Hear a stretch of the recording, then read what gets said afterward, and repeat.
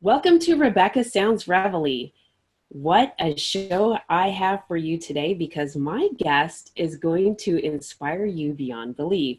Why? Because just like us, he's got something that is going to help you move beyond your dreams. Why? Because his is something that is a baseline to launch you in a direction that you want to go. He's an actor. He's a model. He's a voiceover artist. He is a singer, a camera operator, a TV presenter, a radio presenter, and wait for it, a father of four. Yes, you are right, the father of four. How do we do all of that? Well, it can be done, and he's going to tell us how.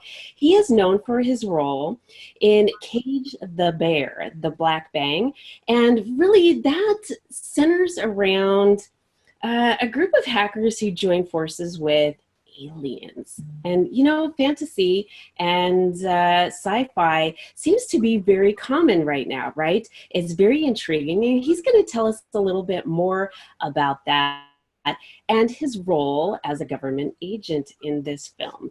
Pretty exciting. He's also known for his role in Tit for Tat, and he's going to tell us a little bit more about his role there. I really want to let the cat out of the bag on this, but I'm not going to. I'm going to let him share it. But there's even more. He's been in an Emmy award-winning film. Yes, A Crime to Remember. And do you remember it? Well, wait for it. Mike plays a police officer, and if you know me, my background being a retired police officer, this is already intriguing. Yes, it is. I'm pretty exciting. And there's three more roles that I really want to talk about. And I'm not going to give too much other than the names for these films because one of them's in post-production. First, one of the shows is Project Time. The other is No Way Out. And the one that's in post-production currently is called Catcalling Man. I want to know more about this one specifically because sometimes we think about this in the female role. But at any rate, with the drum roll, please, welcome to the show, my guest, Mike Provenzano. Welcome. Hi, Rebecca. Thanks for having me. I am so excited to have you on the show because you've got a lot going on, and what an inspiration, because you come from a business background and you are launching it forward, but with having a family of 4 children, being able to do what you're doing is absolutely incredible. Tell me how you got started. It was honestly fluke. It was something I wanted to do when I was in my 20s, but I wasn't even close to being prepared for it mentally, physically, anything. I wasn't there. I was working for a friend of mine on a project, and he bought a design firm, and one of the guys that came with the company was an acting instructor. And so when I was finished the project and I was ready to leave the company, he said, "Mike, you should check this place out." And I literally say, "Were you blowing smoke up my, you know what?" Right. And he goes, No, for real. So I went to an open call with about 50 people. The director said, "We're going to invite 4 of you to come to the school." I was one of the 4 that got accepted into it. Went to the school for X number of months, got picked up by an agent right afterwards.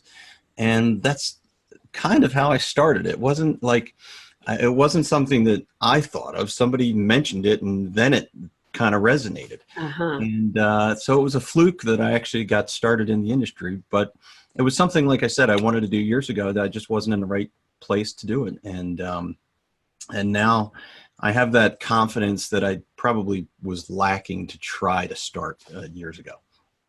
That's pretty interesting, though, but your skills and background place you with that fluke in the position at the right place at the right time with the right background and experience so that you can really portray the roles in the right way. Right. I've said to a lot of people that I've been acting for a little less than 3 years on camera. I've been acting for about 52 years now. Just I haven't been acting on camera for that long.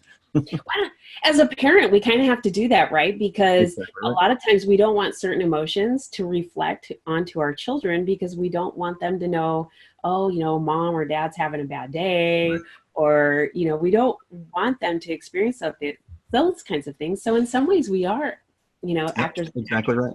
Yep, home. exactly right. So, very interesting. So tell me about a little bit about, I'm really interested about Catcalling Man. Okay, well, that one was we did it last year up in New York. It was actually shot for a film in China, believe it or not. So it's not even being shown in the United States. Interesting. And Okay. but it was up in New York, and it was the lead was a Chinese woman, and my job was to kind of hit on her outside in the street as she was kind of just hanging out. It was it was pretty fun. It was a supporting role, but it was a blast. And it was interesting because it was one of my one of my first earlier jobs, and it was really cool to just go through the process, even though I was just a supporting guy in the background, so to speak.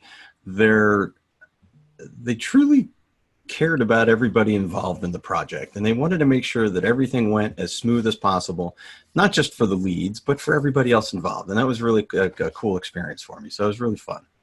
It was an easy one, but it was a fun one at the same time. Okay, so easy and as a supportive role. But so another drum roll because you are the lead in a current pilot series that you are doing where you are playing a police detective. Are you able to share with the audience about that, or is it something that you can't right I now? think I can share a little bit about it. Okay. It's a story about it's called The Door, and the story is basically premised around people that are in gangs that want to get out of gangs safely. Well, the police have created a door for uh, gang members to leave safely without the issue of if you try to leave a gang, you typically don't survive that. And the police have created a process by which if someone wants to leave, they can come to the police, and the police will put them in protective custody and make sure that they're safe. Okay. But I play a police officer who was going down the wrong path for a long time. Had kind of a drinking problem, and saw the light one day and decided I want to do the right thing. I kind of upset a whole bunch of other officers throughout that process, but in my past would not let go. It continues to come back to haunt me, but it was a really, really fun project, and we're close to being finished now, but it was really, really fun. I look forward to seeing how it finally turns out. I'm really excited to see this too. Um, my background is in law enforcement, so I do have a partiality to watching shows that Yeah. are crime oriented. And so I do like documentaries that have to do with law enforcement, and I also like series. And so it's really amazing to me how, and I'm also prior military. So I am always amazed at how the film industry can nail certain stereotypes. I am also amazed at how sometimes they can really nail the accuracy of some of the things that we do Sure. in that you know in that field without 100% giving away all of the things that need to remain confidential for safety purposes and investigatory purposes and things like that. But nowadays, there's so much that's just out there that you think, boy, why, that shouldn't be out there, because then the bad guy kind of knows how to, or can kind of scheme around it. But at any Yeah. rate, I Mhm. think it's neat what you're doing, and your show, the Emmy Award-winning A Crime to Remember. You've also had a police role there. Yeah, that was a fun one. That was it was we were playing police officers from the 1920s. So the suits were heavy, heavy wool. It was this summertime when we did the filming for it, so it was super hot, Ouch. crazy. Yes. It was really hot. But it was my first role that I actually got to talk on camera. And so it was a fun experience up in Brooklyn where we filmed it. One of the funnier parts for me was that while it was so hot inside, we went to go outside, and they're like, "Well, you got to put a robe on before you go outside." And I'm like, didn't understand that at first.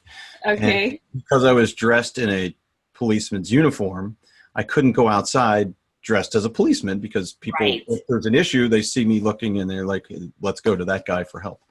The funny part was I didn't have a badge on yet, and I didn't have the holster on. So if I would have went outside, I probably would have looked like a doorman at the same time based on what the uniforms Right. looked like back then. But it was a fun one. I had a great experience.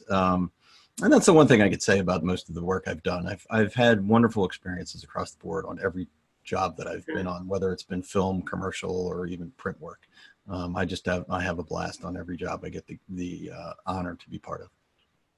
You love what you're doing, don't you? I do. I'm having so much fun. It's I don't even know what to call it. It's just I feel, I'm a humble guy, and I just feel like I'm blessed that I'm even given the opportunities to go into audition for a project. And then when you get booked for it, it gives you such a high. Uh-huh. It's just, like I said, I have so much fun. And because I have a business background, and I was in the operations world most of my career, I was the guy who always had to fix problems. So coming with that background to this industry, I can still look at stuff and say, there's going to be a problem there. There's going to be an issue there. Or I have the skill of, if somebody's having a hard time, I'm really good at helping them overcome a challenge, whether it's just stress or something to that effect. I'm really good at dealing with issues and not creating issues, because as an operations guy, I had to deal with all types of egos from a sales perspective in the past. So I'm really good at working with any type of person. Sales is something that a lot of people don't realize can carry you through many different fields, because you learn about people and the interaction with a multiple different array of personalities. Sure. And I guess product, if you will. And I mean that in, like, it can be film as the product, whatever industry it is, that can be the product. Sure. And so you learn how to sell it. And it's really kind of interesting. Tell me a little bit too, how you applied those skills when you started getting into acting, because many people don't realize that, I mean, if they currently are in a position, say that they're working at a retail location or in a restaurant location, those skills can be taken and carried over and applied if they were interested in going into entertainment. They can use those skills. Oh, absolutely. If there's one thing that I've learned is that as a business guy in the past, if you didn't set goals for your company or your position or your department, you never really could reflect on what you did or what you accomplished. And one of the things we did at my old company was that we set goals, like every other business did. We set goals for the year. And then what we did was we broke it down by quarter. And breaking things down by quarter allows you to be flexible enough to make changes if the industry or the economy or something requires to make a shift. And so what I did when I got into this industry was I took my organizational skills, for lack of a better term, and I created goals for myself for the industry. So I created goals such as, what type of projects did I want to work on? I wanted to become, when I first started it, I started as a model, actually, and I did print work first. But I wanted to develop my acting skills. I wanted to develop teleprompter skills. I wanted, there was skills development that was just a goal that I created for myself. I created KPIs that allow me to track the work that I put into it. So I would track, and I still do this today, how many submissions I put in a week. One of my goals is to submit to 30 projects a week.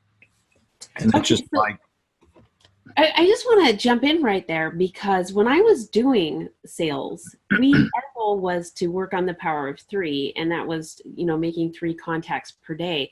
And yours is 30 a week, which that is pretty close to that. And so, what is your, your return on your investment to that? Is that pretty high? well, it's it's not bad, to be honest with you. It's Uh, because when you submit for projects in the acting or the modeling world, you're competing against sometimes thousands of people in the sure, same sure, sure, thing, sure. trying to do the same thing as you. And what I've learned, though, is that by being consistent every week, I get more opportunities. Where I've met some people on sets that when they book a job, they're high-fiving themselves and they're glad that they're there, but they forget to continue to submit because that job's going to end. And most of the work I do is commercial work, where it's not a long-term project. It might be a day, it might be 2 days, it might be a week, Sure. but that job's going to end. And so I consistently am submitting for projects. I'm consistently trying to sorry, try. I'm consistently trying to build new relationships. I'm looking for ways to increase people knowing who I am. And one of the things in business was, and I mentioned our broadcast industry earlier, is that we were one of the best kept secrets. So we had this really cool tool, but nobody knew about it. And that's what I'm trying to make sure that doesn't happen with me personally. I'm a young actor as far as how long I've been doing it, but I bring a lot of different skill sets to the table. And I'm trying to make sure that people know who I am and that I'm out here and that I'm available. And that takes a lot of effort. It's not something that you can just do overnight. It takes practice. It takes time. Even, how many auditions I go to, I track. How many self-tapes I get to actually do, I track. How many jobs I do, I track. How much money I generate, I track. So creating goals for all that stuff really helps me stay focused on where I'm trying to get to. So even some marketing goals that I'll create for myself, if I'm not looking at it, you kind of forget about it because you get focused on whatever you're working on at the time. And so I have a website that a friend and I use because we both got into the industry about the same time. We've been on a shoot together, and we talk every week about how we're doing on our goals. So we both basically use the same website to track how we're doing in the industry. And because we look at it every week, we track every single week how we're doing as far as the goal that we're going to try to hit for that quarter. So if I have a goal of, let's say 10 industrial jobs for the quarter, I track along the way how I feel about hitting that goal. So if my goal is 10 and at the beginning of the quarter, I feel good. I think I'm going to hit 10 jobs. And then halfway through, let's say I'm only at like 3. Well, if I start to predict, am I going to reach my goal of 10? I can start to take other action to try to boost that number up if I don't feel like I'm going to reach it. So we have a color-coded system that actually helps us just take a quick look at how we feel that we're doing towards our goals and then make changes that we can make. Now, the hardest part about this industry is that there's things that are outside of my control. I can only submit the projects that are physically there, right? I can only go after work if it's a busy time of the year. There's certain times of the year where it's a little slower. And when it is slower, you kind of have to take that into account when you're setting goals for yourself. Where last December was really slow for me, but the December before was busy. So it was kind of a weird shift for me in 2018 versus 17. That's interesting too, because a lot of times you think that there's projects that are going, I mean, time of year is going to be pretty much the same Yeah. incrementally when projects are going to appear. So I think it's pretty fascinating in how you are monitoring your progress. And I think it's a really important point to share with people who are wanting to do anything to be successful, is really tracking what you're doing and where you want to go. Because like you said, we can really get lost in forgetting about what we've done. And if we are not continually doing things to make ourselves move forward, we're not going to get anywhere. Yeah. And part of that, you also have to celebrate your successes. And no matter how big or how small they are, if you have a win, enjoy the fact that you won something, and to me, it's, when I get on a train and head up to New York to do an audition, I get pumped up just because, and I understand that the percentages are pretty low for you to book a job against 500 other people, but somebody's asked me to come in. That's a win, and it's just a matter of time, at least for me, I feel, to where I'm going to start booking some bigger roles, because people are now starting to get to know me. I have some footage now that I can share. I have a decent resume that shows the work that I've done, and that's for anybody in any industry. If you really want to get somewhere, you have to write it down and set some goals for yourself, and then take some action on them. If you don't take action, you're not going to get anywhere. But if you start taking action and you track what you do, you'll be surprised how far you can get. It's really cool for me when I get to inspire somebody that's been in the industry longer than me, because they didn't realize that, if I just did this little extra, I might move the ball forward a lot faster than I thought I could.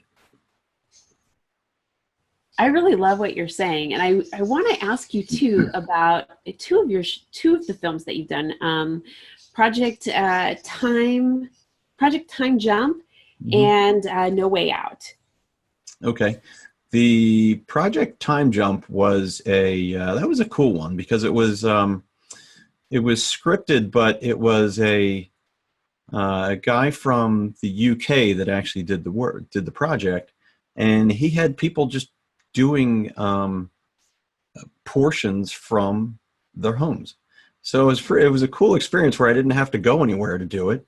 I auditioned for it. I got a script. I did my part, and then he put it all together, which is really fun. That sounds like a lot of fun. It was. There's no doubt about it. And No Way Out, actually, that is the one where I was the catcalling guy. That was actually the name of the film. Oh, interesting. Okay, I didn't realize that. Yeah, that was the name of the film. But the one that I could share a little bit about is the one at Tit for Tat.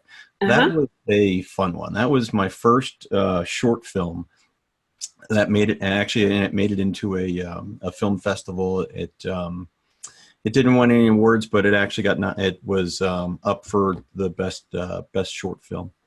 Yes, and I understand that it even had a follow-up to that film last year. Is that correct?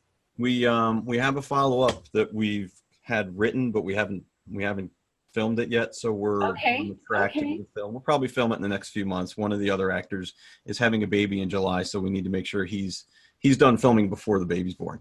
I see. Okay. In our best interest to get it done sooner than later. Very good. And so you were an NFL commissioner in that particular role. Yeah, that was that was a really good story, because it's about concussions and CTE and a real issue that exists with football players. People would get injured and they'd go back on the field and keep playing. And this story is about a football player who experienced all that and had a bad time, and he ended up kidnapping the commissioner and the doctor that cleared him to play, who really shouldn't have. And it was all about, for the film, it was all about money and making everybody rich and having people buy the tickets to sit in the seats at the stands and all that. But the player is the one who really felt the hardship of what he had to go through because of others. And, I'm not going to say this is a true story from all of its standpoint, but I think the the CTE and the concussions, that's a real thing. And, for me, I'm glad to see that the NFL is taking action to try to make it a safer sport for people. Yes. Now, granted, there's a lot more flags now than maybe there should be, but they are taking the right steps to try to help make it a safer sport for all to play. But it was a really fun project to be a part of, and I'm looking forward to doing round 2. I think that is actually a fascinating project, because there was recently, and right now his name is not coming to the tip of my tongue, but there was a huge concern about a player who experienced exactly what you're talking about, and he's been speaking out on social media and trying to bring awareness to this. And I think so much so that it has created some memory issues, and that his son is also speaking out. And it is just not right there, but I'm remembering some things about this. And so I really like that the things that you have said, not only that it is truth based, and that there's some other things that are going on, but also that the NFL is actually responding to this issue, because these players get out there when they're so very young. And like what this particular player had said is that was the most important thing. He didn't think long term down the road about the after effects of all of these different things, and concussion after concussion after concussion.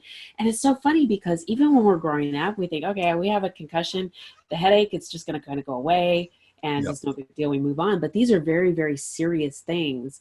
And so I think that this is fascinating, and that it is important. And I'm really inspired to hear and to see your role in this, and to actually see the film myself, because I have not. So really excited about this. So where can our audience see that film and also get connected with you? Well, that one, sorry, still shaking the cold. That one, I don't know that if it's up on YouTube or not, but it might be. I will definitely get you a link for that, though. But it's definitely there's definitely clips of it on my website at www.mikeprov.com. So I'm in the process of redoing my whole website right now, so it might look a little goofy if somebody looks at it today, but give it a little bit of time and it should be up and running. But tit for tat, it's a fun one, and it's the lead actor does a really, really great job at portraying this NFL player. Does a really, really great job. This is fantastic. Do you accept requests on Facebook from your audience, or is that pretty much a private? Oh yeah, absolutely. Yep. No, I honestly, I'm not a big social media guy, but I became a social media guy because I got into the industry. So I'm on Facebook and Instagram specifically for the industry, for trying to, I guess, market and promote the work that I do, and try and do the things that I think they're necessary to help me take my career to the next level. Well, fantastic. I am really excited. I want to thank you so much for being here and sharing your backstory with the audience, and also some of the exciting roles that you have played, what you currently have going on, and also the inspiration for the audience to know that what they currently do can be carried over into other areas of life. And all they have to do is, 1, implement it, 2, have the desire and take the risk, be out there, get going on it, and then follow it, track it, and make sure that they're doing things every day to ensure that they reach their goals. And I think that this has really been a great show with you. I want to thank you again. Thank you so much for being here today. Thank you very much. It's been my pleasure. I just I'm someone that loves helping people. So it's whether it's helping, it doesn't matter how. The one thing that I've learned is that being in the industry for such a short period of time, there's a lot of people that have helped me learn the things that I would never know about this business. And I love passing the torch to someone else to help them move their dream forward. That's how I feel too. So I'm really excited. Share your website again with the audience before I let you go. Okay, it's www.mikeprov.com. Fantastic.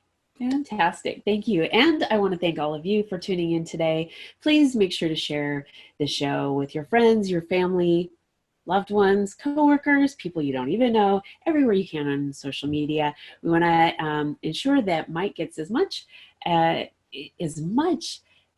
success sharing as possible and networking as possible, and we would do the same for you. So please go ahead and connect with us as well.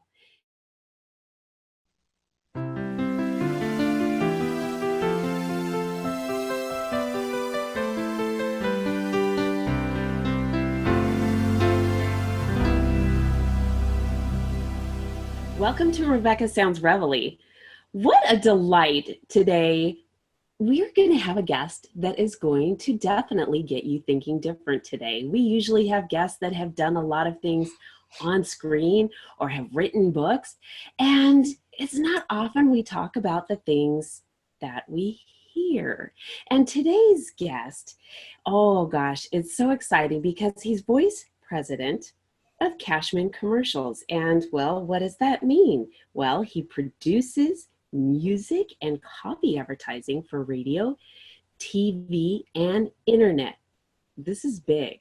So it's really amazing because there's over 150 advertising awards that is credited to his name for the work that he's done. It's really exciting because one of the most prestigious awards that you can get, the Clio Award, has been presented to him. And with that, he has just had an amazing selling book called VO, Tips, Tricks, and Tools and Techniques. You'll definitely want to check this out to smart and sustain your voiceover career. I'm interested. So let me ask you a question too. Think about this. What do you use your voice for? We use it every day, and there's going to be so much that we're going to talk to him about, and his best-selling book, and not to mention all of the things that he does to help teach people about their voice. He does the coaching, he does the commercialing, he does all kinds of stuff. In addition to this, he's taught undergraduates at, well, some very prestigious universities such as USC, UCLA, and many other things, California of Arts. He instructs, he does online coaching, he does in-class, in-person coaching in his studio there in Burbank, California. But without any further ado, you've got to meet him and engage with him and get ready to hear his voice, because he's definitely going to capture you like he's captured me. Welcome, Marc Cashman, to the show. Rebecca, thank you so much for inviting me. I really appreciate it. This is going to be a fun show. I am so excited. First thing I've got to ask you, because some of my audience members might be thinking, I don't want a career in voice or voice acting. And so, but you've got this best-selling book, and it can be so applicable to so many people to learn to use their voice properly. Can you tell us a little bit about your book? Well, the book actually was an outgrowth of the fact that I've been teaching now for close to 20 years. And I've been teaching for 20 years because I've been writing, casting, and producing commercials for the past 40 years. So about 20 years ago, a number of people had basically said, why aren't you teaching? And so I threw my hat into the ring and realized that there were a lot of people out there who were teaching who were, let's say, voice actors, but they didn't understand what went on the other side of the glass in terms of casting and producing and directing voice acting. So basically, the book was just an outgrowth of, well, my 40 years of experience in the studio, writing, casting, and producing and directing people. So that's cool. And then the past 20 years, yes, I've been teaching in studio in Burbank, California, also in my home studio up in Santa Clarita, California. I've also recently, about 5 years ago, brought my classes online. So now I'm working with the people all over the world, and that's the coolest thing that I get. I have students in South Africa. I've got students in Australia, in Tokyo, in London, and in Toronto, in all over the world, and it never just ceases to amaze me that I can just click on the computer a couple of times and all of a sudden I'm talking to somebody in Melbourne, or I'm talking to somebody in Johannesburg, and we're working just like I'd be working with somebody right down the street. It's just fantastic. So my classes in studio, online, they've been terrific. Mark, and the book, you asked me about the book. Yes. Again, the book is just, again, an outgrowth and of everything that I've been doing for the past 40 years, and it's been terrific, because also I get to, when I send people homework, when I send them performance homework, when I'm coaching them and working with them, not only do they have to prepare the material that I send them, but I also give them reading assignments from my book so that it's of a piece. Well, that makes a lot of sense. And I think that this is really wonderful groundwork for those who are wanting to get in the industry. And I also think it's great for us to be aware of how we come across when we're speaking, because sometimes we don't realize what our intonation and our inflection is conveying to people just in general. So this is, I think, a very important piece, especially when those who've been watching my show for a long time know that I'm really about making sure that we have healthy relationships in every aspect of our life. And one of the most important things is that our words and the way we speak match our behaviors. And this is a really, really good component. And I just absolutely love that this is something that we're talking about today. And something you just mentioned a second ago is that you may talk to somebody in Melbourne or in just anywhere. And I know there's different dialects, but when you're coaching, how are you able to master coaching skills with people from different countries in connection with our English language? Well, that's the whole thing. It doesn't matter. It doesn't matter what your accent is. Acting is acting. Storytelling is storytelling. Mm-hmm. And as long as you're speaking English, or at least in English that I can understand, then I can communicate with them. And basically the skills are the skills are the skills. And that does not matter what their accent is. They still have to be able to interpret a story, act, and basically do what their job is to do, and that's tell a story. I love this. And it's so amazing where we're at in society in the terms of visual aids, because we really rely on this a lot. But we go back to things like fireside chats and storytelling as children, and we are really able to grow so much when we use the auditory senses and combined with our imagination. There's so much growth there. And I think that we should take this so seriously and embrace the fact that we can still do this. We don't have to rely simply on visual technology now or That's watch right. TV all the time, even though this is something that I do promote. I do promote actors and actresses on the show, but we do want to take time to think about how much benefit we receive from voice. Absolutely. As a matter of fact, the publishing industry, in terms of the actual numbers of books that are published on a yearly basis and the sales of those books, that has come down, down, down, because people don't read as much as they do. But the one growth area of publishing is audiobooks. That has trended up, up, up, up. There are now more and more audiobooks and more audiobook narrators out there than ever before. because now you can download an audiobook from the cloud, and it's not, before it was first it was books on tapes. It was an actual tape. Right. It was a cassette. I remember this. Then it's books on CD, and they still have CDs. You go into a bookstore and you'll still see CDs.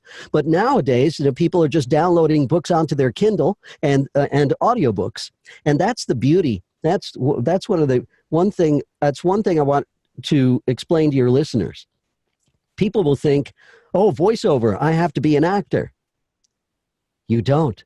You don't have to be an actor. Not everybody is an actor. Not everybody can be an actor. And I always joke about the fact, I said, if everybody was an actor, I think I'd kill myself.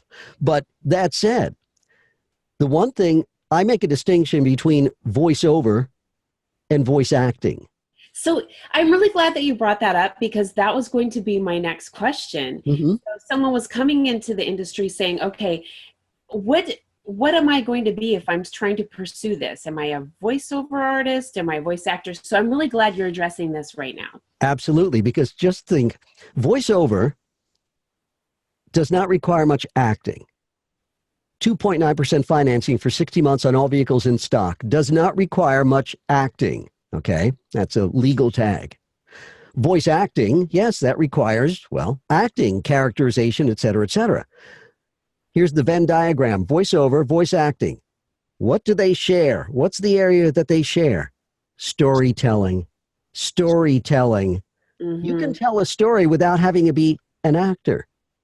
Just think of all the nonfiction audiobooks that are out there that cover history and science and society and religion and et cetera, et cetera, et cetera. Non-acting information.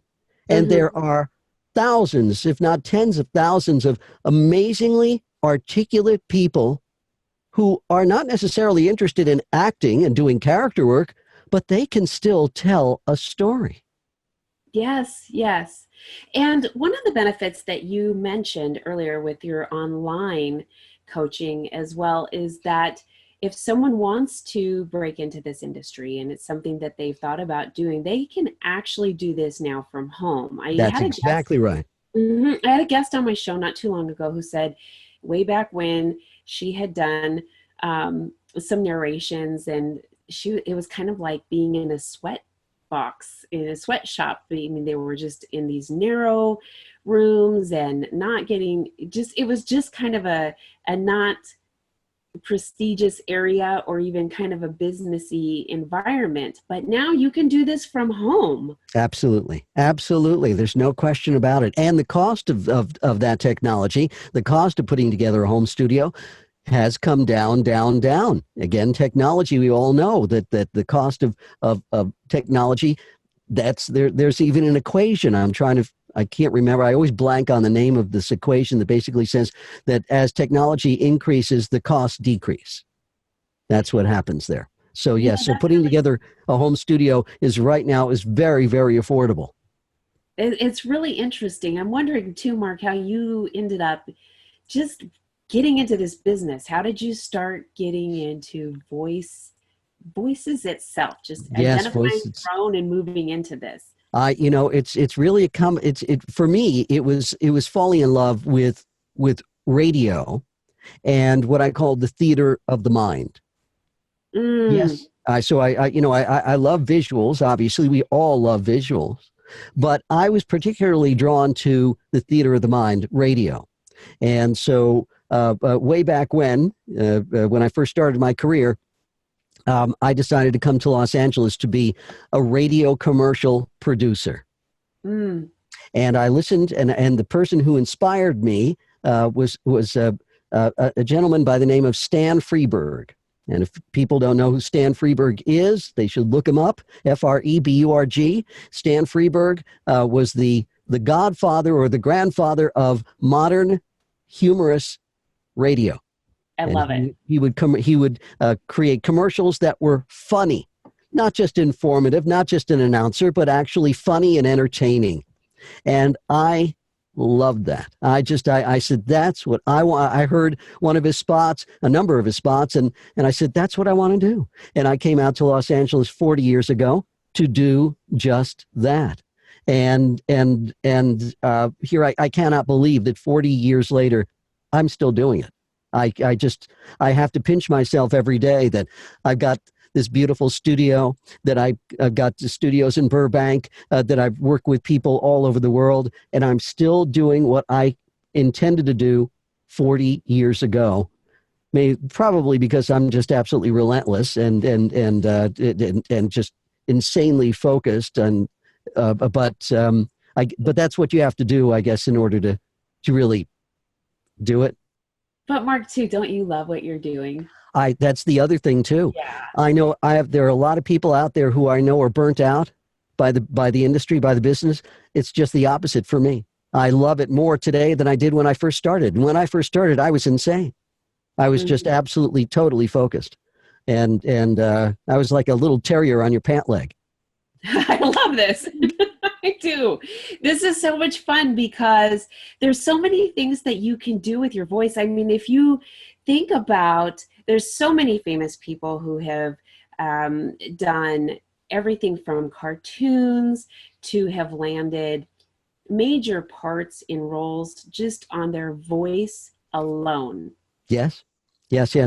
Actually, many times, celebrities, again, the movie studios, et cetera, and TV, they hire celebrities for their voice alone, mainly because their voices are what they call sticky. Okay. So, for instance, there are certain voices of certain celebrities that you can hear in your mind. Yes. Okay. Yes. They're sticky. So, for instance, if I were to say Sylvester Stallone, yes, you could hear his voice in your head. Yes. Okay. Jack Nicholson, you can hear his voice in your head. There are certain voices that you just evoke the name and you can hear the voice. This is so true. They're sticky. And this is the other reason that the movie studios hire celebrities to do the big animated films. Okay. Not only their marquee value, yes, their marquee value is very, very important with their name attached to it, but it's their voice that people are totally familiar with. That makes so much sense. I mean, it does make so much sense. I mean, when you pick up the phone, you can recognize who it is. After you have spoken to somebody enough times, or if it's family. Oh, yes. But that makes a lot of sense. And for the entertainment industry to be doing that, you've just said something that just obvious to me now why they would do what they're doing. Yes. But I never heard the term sticky before. So this is something yes. to learn. Absolutely. Plus, don't forget, right, these are some, again, not only do they have sticky voices, but also they're hiring the best actors in the world. Mm-hmm. So they don't have to worry about whether they're going to, be able to act their way through a movie. And let me tell you, those celebrities love the fact when they do an animated movie that they don't have to get up at 4 a.m. to be in the studio to do makeup and wardrobe and everything else like that. Yes. They can saunter into the studio at 10, 11, or 12 noon in their jeans or even in their pajamas, and right. they don't and just do their thing behind a microphone and don't have to worry about lighting and makeup and the minions of people running around. They just walk into the studio, do their thing, and leave. And it's the easiest gig in the world for them. That makes so much sense. And you've worked with a lot of celebrities and a few, yeah. And again, people are people. You know what I'm saying? I was just again talking to my daughter about this. When you live in Hollywood, you see celebrities all the time. And if you're not used to seeing, you go, oh my God, there's so and so. But in Hollywood, in Los Angeles in general, you could be having lunch and there's a celebrity sitting right next to you, the table right next to you. It doesn't matter. People are people. Yes, no, I totally agree. I grew up in the area, and so I'm familiar with what you're talking about, and I know that there are other people who are kind of thinking, "Wow, this is great." Well, you're around it all the time. Yes, you realize that we all are people, and we we do the things that we love to do or things that we have passions for. And this is what your passion is for and what you're very, very, very skilled at. And it's very impressive. It's proof when you're getting the awards that you're getting. You have a lot behind your name. And I would love for my audience to be able to connect with you and be able to acquire some of the skills that you have to offer them. So Thank if you. you can share with them how, one, to get a copy of your book, because Uh-huh. you're going to need that if they're going to be in your class. Yes. And then how to get connected with you so that they can either audit your class or enroll in your classes. Okay. Well, there are a lot of ways. It's interesting. There's there's an embarrassing amount of information on me on the internet. What do they say? If you ever want to see what's going on, Google yourself every so often and see what's going on. And Oh, sometimes I can't believe it. But then I realize I've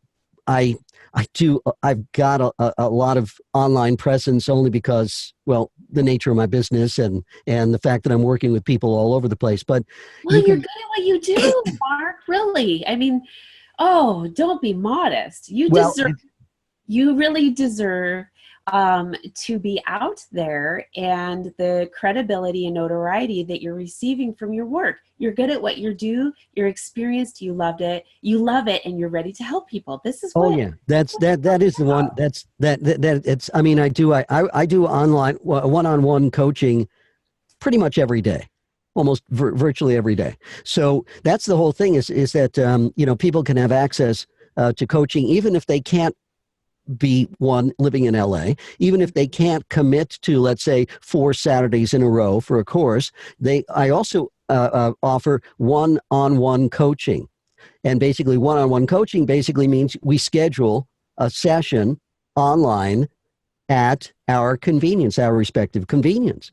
So people can book me. Marc, M-A-R-C, Cashman, C-A-S-H-M-A-N. So just if you Google my name and you'll come up with a whole list of just insane amount of things. You can contact me at Marc, M-A-R-C, at CashmanCommercials.com. And then contact me, and I'll always get back to you.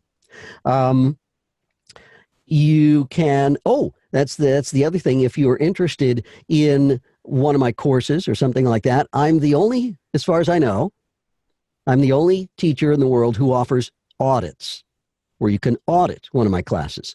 So, if you live in LA, you can literally come into my studio in Burbank, physically, in person, in 3 dimensions. Drive to the studio, park, and come into the actual studio and be a fly on the wall in one of my classes. And I offer, and I give auditors, I give them all the materials that the students have so they can follow along and be a fly on the wall. And so I've got that, but you can also audit online as well. I offer that as well. You don't have to live in LA to audit a class. And you could be in your pajamas somewhere in London or Johannesburg or anywhere else in the world and still be a fly on the wall in that class, which is really, really cool. Yes, like the celebrities that go in their pajamas to do. That's exactly right. In terms of my book, you can find my book on Amazon, VOV-OH ! That's the title of the book. You can get that online. If you, however, write to me directly, you also have, when you go to Amazon, they'll send you the book and you'll get it quickly. If you write to me, however, and want an autographed, personalized copy of the book, it's just a little bit more expensive, and I will send that to you, and you can do that as well. Yeah. That's the way to go. Yeah, absolutely. So again, it's totally up to you. I offer that. And what else? And you have an e-newsletter that comes out frequently to keep everyone posted on the things that you're doing. Rebecca, I have been a little remiss in my newsletter. I haven't been keeping up with it. It's only because I've got so many balls that I'm juggling at the same time. It's difficult to keep. But I try to be, I try to keep that up. I don't do it as often as I should, but I that's my New Year's resolution, is to keep my newsletter going a little bit more. But I'm constantly sending out announcements about upcoming classes, workshops, specialty workshops, and auditions as well.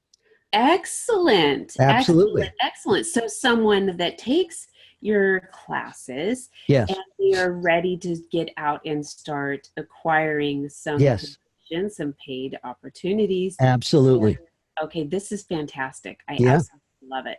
Yeah, absolutely. So I try to offer as much as I possibly can to, well, everybody all the time. And yeah, I mean, again, between the classes and writing and performing and I do a lot of public speaking Yes, and just all those things. Every day is pretty much packed. that's a good thing. It's a very good thing. I'm not complaining. I always say better busy than bored. Oh, no kidding. I'm with you 100%. I love to try to keep my mind occupied. And I especially love when I'm helping other people and helping them acquire resources that give them options to make their life more successful or be able to move forward in some direction that is more enhanced than what it is now. So I'm really excited about what you have to offer the audience in your social media, in your newsletters, in your book, in your voice coaching, and the opportunities that you're presenting along with it. And I want to thank you so much for being here today to share that with my audience. Pleasure. My pleasure. It's again, you're welcome. Anytime you want to do another show, I'm available. And I always say I'm around like a donut. I love it. I love it. And the pun with that, when I'm a retired police officer, I love that too, Mark. That is classic. Okay, so again, if you ever have anything that you want to promote, or you have a new book coming out, or you want to reach out to the audience, we are definitely going to have you back, because Thank you so much. That'll be so much fun. yes, I think these skills are essential to relationships in many, many ways, not just in a business context. So thank you. Thank you, Rebecca. It's been a pleasure talking with you today. Oh, likewise. And I want to thank all of you for tuning in today. I hope that you now can see some other things that may be available for you to learn as a skill and be applied in different areas of your life. You have so much opportunity to develop relationships with your children, with your parents, with your coworkers, and maybe even in a business aspect that you hadn't thought of before. And all of those can be done through the use of your voice. And how can you learn a little bit more about that? Well, you can talk to Mark.